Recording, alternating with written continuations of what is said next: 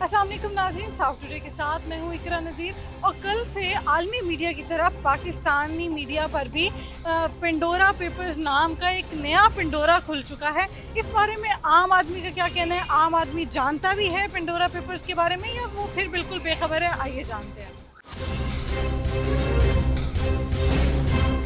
Pandora papers का जरा नाम ही सुना। इसके बारे में तो कुछ भी नहीं जानता। पेंडोरा पेपर्स के बारे में कुछ भी इशू नहीं मैंने देखा।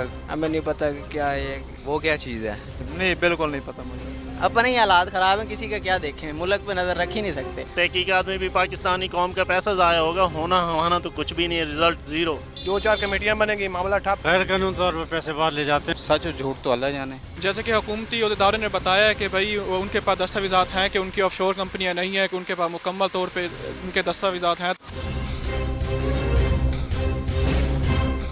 तो ये हमने जानी आम आवाम की राय पेंडोरा पेपर्स के बारे में कि जो नया एक पेंडोरा खुला है कल आलमी मीडिया में और पाकिस्तानी मीडिया में, उसमें आम आदमी क्या जानता है उसके बारे में, जिसमें लोगों की अक्सरियत बिल्कुल बेखबर है पेंडोरा पेपर से। और जिन लोगों को खबर है कि ये सारा मामला क्या है, उनका यही कहना है कि पिछले तमाम लीक्स की तरह, पनामा लीक्स की तरह ये मामला भी एक ना एक दिन दफा नहीं हो जाएगा।